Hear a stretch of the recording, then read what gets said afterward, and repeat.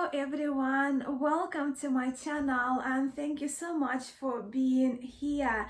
This is the second video of my newest Mantegna Tarot series, and today in part 2 we will be looking at a number of cards from Mantegna Tarocchi which carry resemblances with some of the cards of the major arcana from what can be referred to as classic 78 cards tarot pack.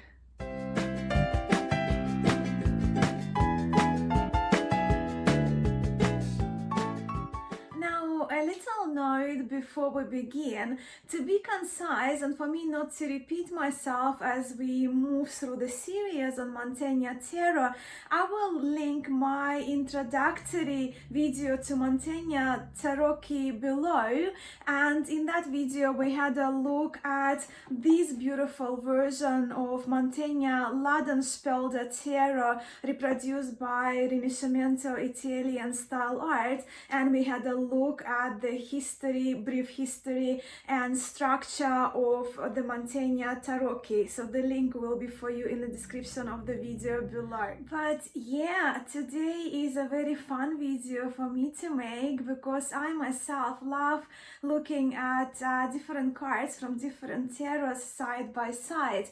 And for this video I pulled out a number of my most favorite, most current favorite and my most treasured tarots for us to briefly examine visual similarities between the cards from kind of the classic structured tarot decks from 78 card decks and 50 card Mantegna Tarot, of which of course we're not going to look at at all of the cards or most of the cards, only just some of them that carry those visual similarities. Before we look into the cards and the similarities they carry, let me quickly mention the decks card from which I will be featuring in this video today. And as you can see, I've got 8 decks in front of me. Of course, Mantegna-Ladenspelder tarot from Giordano Berti from Rinascimento Italian style art will be featured in every video in this series as our study deck. But to examine similarities between some of the Mantegna cards, I selected those 7 decks. As you can see, we have the Visconti tarot by Scarabeo. This one is Hatout tarot from Tarot Sheet Revival from Sullivan Hismans, and this tarot fits into the Rouen Brussels pattern. Then I've selected an example of type 1 Tarot de Marseille, and this is my very treasured deck, my most recent deck from Cartagram from Agnes Kapler, and this is Jean Payen tarot, the reproduction from the copy from the Fournier Museum with the original deck dating 1743. Then another treasure of mine which I absolutely adore is the Carajat tarot, which I'll be featuring as type 2 Tarot de Marseille pattern. I just tried to, I guess, bring a bit of a diversity of the decks. And yeah, so this one is Claude Francois Carajat tarot dating around 1815. From the Italian lineage, I selected the Naibi di Giovanni Vacchetta tarot because of this beautiful coloring, right? So this deck is from 1893. Of course, I wanted to include RWS because it's one probably of the classic decks as well that many people read with RWS system, right, in the English-speaking world.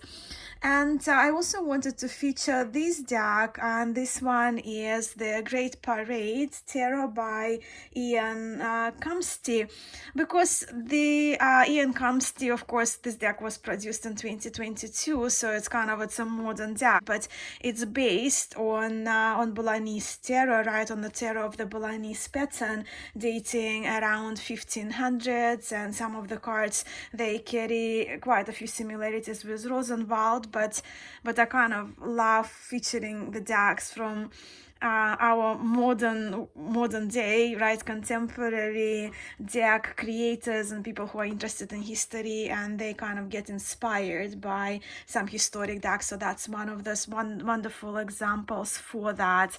So they are the decks that we will be, well, a few cards from each of the decks will be featured.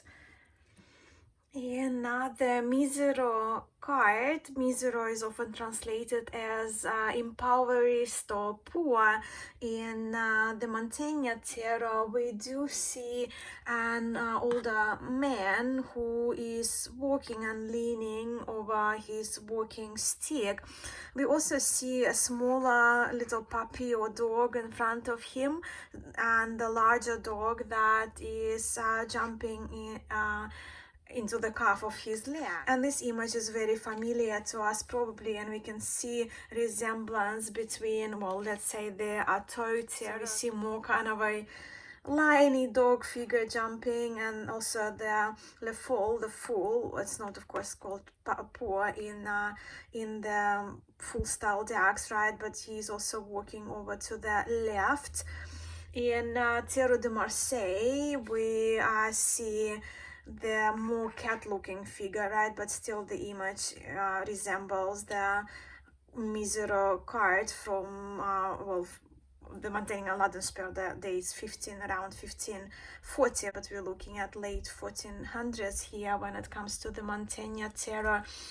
And of course that's the image from Visconti for your reference. So we also see the fool wears more kind of a rags type of clothing, right, and the fool is barefoot as well, not having any trousers. But of course we see the later decks, the more clothing was included in the full cards. And of course our image that we all know so well from RWS, from this is a Pam's old deck that I'm featuring, reproduction by Conrad Stein. We do see kind of a bit more colorful fool with a bit of a happier dog. I did want to feature the artisan card from the Mantegna Tarot, and while of course this card does not remind us in any way of the Bateleur, right, the magician from Tarot de Marseille, which is more kind of seen as the juggler or a trickster, it's from that lineage. When I saw this card, I immediately thought of the Perrine Tarot, which was produced in Turin and which belongs to Piedmontese Tarot lineage.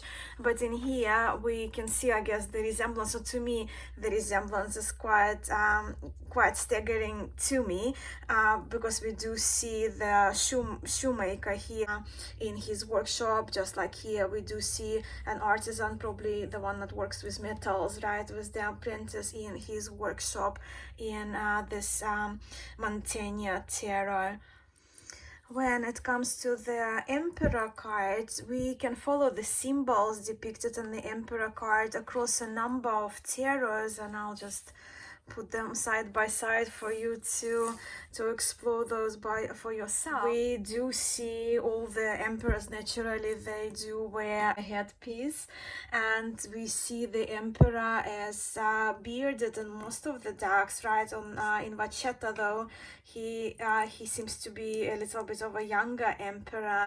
We also do see in the decks of the Rouen, Brussels and Marseille lineage, as in the Mantegna, that he's holding onto his belt with his left hand. We do see the representations of the eagle across those cards, apart from in RWS we see the rams here instead. We also see an orb is involved as well across these four decks.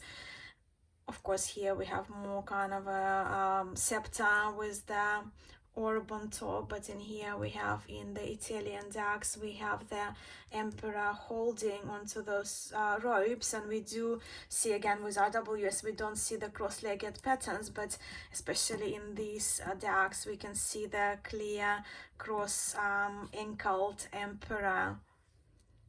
The Pope in the Mantegna Tarot is wearing the three-tiered crown, and he is seated and he is facing straight ahead at us. He is holding two keys which are crossed, and in his other hand there is a closed book resting on his thigh.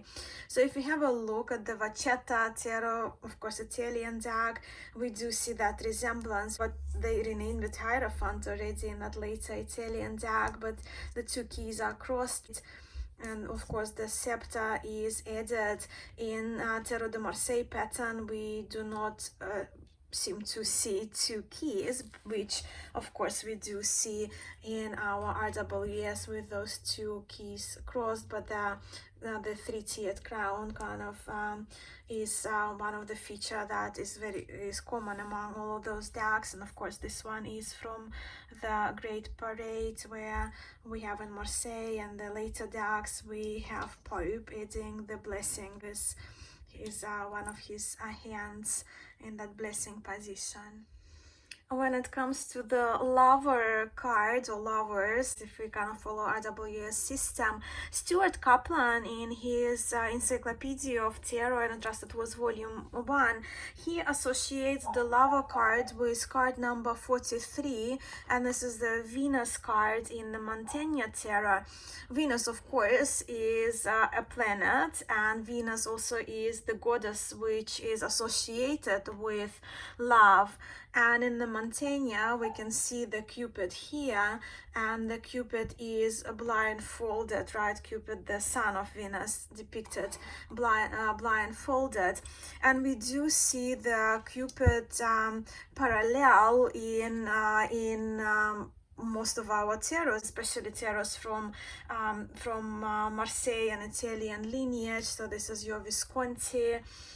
Then of course we see in type 1 Tarot de Marseille, we see the blindfolded Cupid as well above the lover who is making the choice. And in type 2, the Cupid, in type 2 Tarot de Marseille, the Cupid loses the blindfold. In the Vacchetta, the Cupid depicted all by himself, an adorable cherub, right? And again from Ian Cumpstey, the Cupid is blindfolded, following that Balinese tradition. We also see all of them have a bow and an arrow, or most of them, apart from the Visconti one, who seems to be having just 2 arrows there. When it comes to the Charioteer card, this one of course does remind us of the Chariot card in what we call classic tarot pack these days, but here dressed in armor and seated in his chariot is Mars, the god of war. Only in Mantegna we do see that chariot, but it's not attached to any sphinxes or any horses.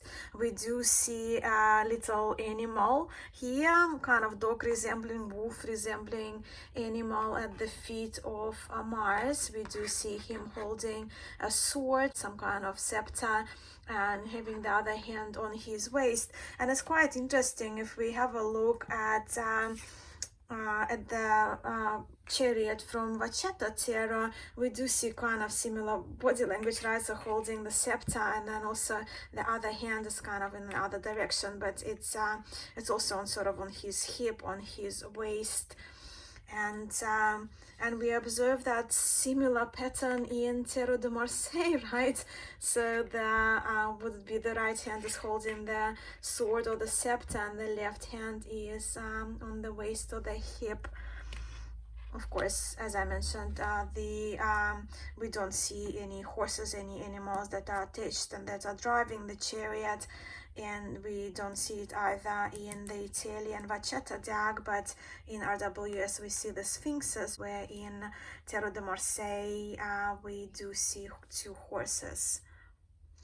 while Saturno or Saturn is in the 47th position in Mantegna Tarot, we can draw parallels between this card and the Hermit card in Tarot, although from memory Stuart Kaplan actually associated this card with both the Hermit and Death, because of course of the Saturn eating his children, right, and depicted with the Scythe, but we'll kind of in this video will draw parallels, I guess, with the Hermit. And of course Saturn, the god, was considered the father of time. So when it comes to the time references and the older men depicted, this is a print from so-called Charles VI Tarot.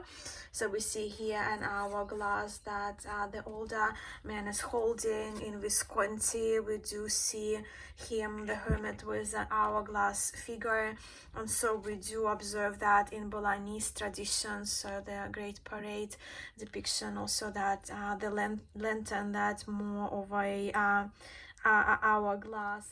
So when it comes to the virtues, temperance, strength and justice, or fortitude and justice, are present in the tarots that we are accustomed to.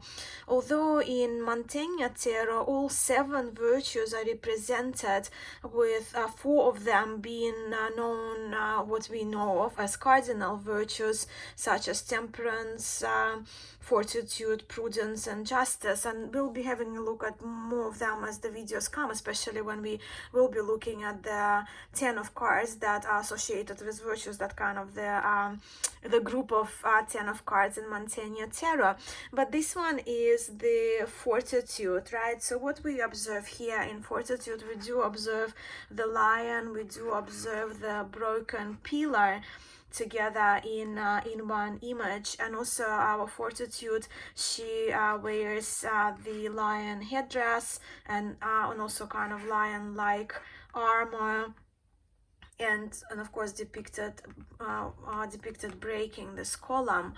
If we examine the fortitude from the Vacchetta Tarot, we do also see the column, but it's not broken, and we do see the lion behind the fortitude, behind the force. In Tarot de Marseille, we do see more kind of lions. Sometimes they look like bears, sometimes they look like spaniels, right?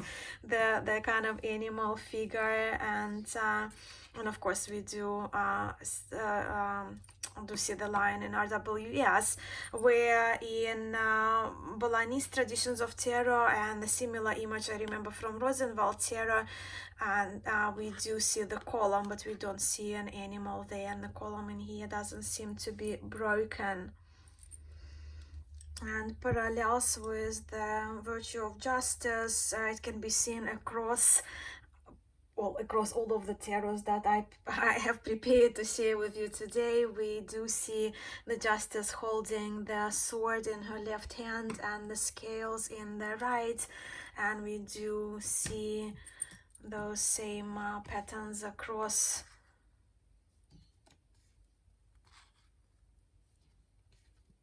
a variety of tarots.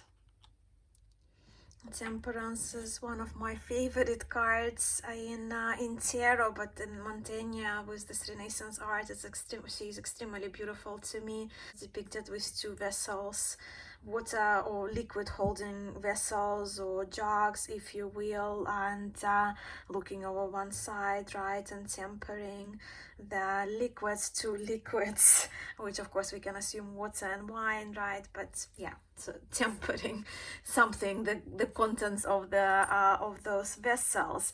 So when we look at the Visconti's temperance also, and in Mantegna the temperance is kind of maiden looking, not a winged character. If we move into Tarot de Marseille lineage, we do have added wings to the temperance, right? Beautiful cards here.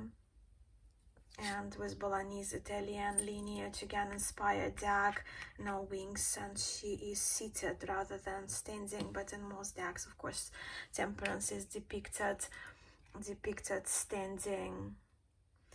In Mantegna, we have all 7 planets represented in the last 10 cards of the deck, with along with 3 astral spheres to complete the category of 10 cards. Here we see the moon, and of course in our tarot we have the moon, the sun, right, as our celestial card, so I guess that's the parallel we can draw. But here we do see the woman depicted standing in her chariot and holding with one hand on the reins, and in her right hand we have the crescent moon as the chariot is flying over the landscape. Visually, the moon card, as we know of in let's say RWS tarot or in Tarot de Marseille, depictions are different, or 2 horses, 2 dogs. Well, they are different, right, in this respect. But in Visconti we do have the moon holding the crescent moon and holding on to 2 strings, right, and here we have 2 reins that she's holding on to. Another celestial card is the sun, and here in Mantegna, instead of baby on the horse, we have actually the falling baby, and we have assumably Apollo, god Apollo, riding in his wagon and holding onto the genius of light, right, that face signifying the sun. We also do see the scorpion and in the sky, and the falling figure, the falling child, is possibly the son of Helios falling to the earth. Now in Visconti we do also see the sun depicted with that figure holding onto the genius of light, symbolizing the sun, where in in the earlier Hatout tarot we do see a young person on the horse with the sun depicted above, and then of course we do see the baby, the child on the horse in RWS, so the kind of link I guess with the horses and the sun as the planet, the sun having the face, right, as the genius of light. And in Naibi Vacchetta tarot we see Apollo himself representing the sun. In Mantegna, when it comes to the world card, we can see that it can be considered that the world is represented by these 4 cards, but just for the content of this video we're only looking at the kind of visual similarities, right, and we will talk about those cards later in the series, my series on Mantegna Tarot, but we'll have a look at the Jupiter card for the world card today. So we can see God Jupiter, he is sitting inside this almond-shaped mandorla, which of course reminds us of the mandorla that we're familiar with in our Tarot de Marseille and RWS decks.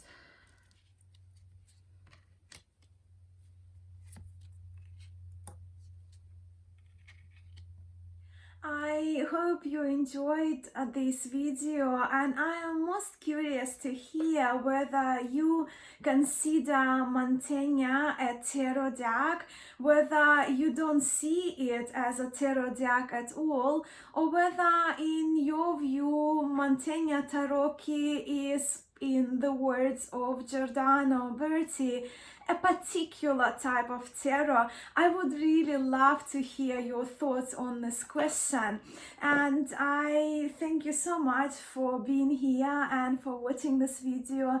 I will see you in part 3 of the series, and in part 3 we will be talking about 10 cards of human conditions from Mantegna Tarocchi. I'll see you then, sending so much love to you all. Namaste.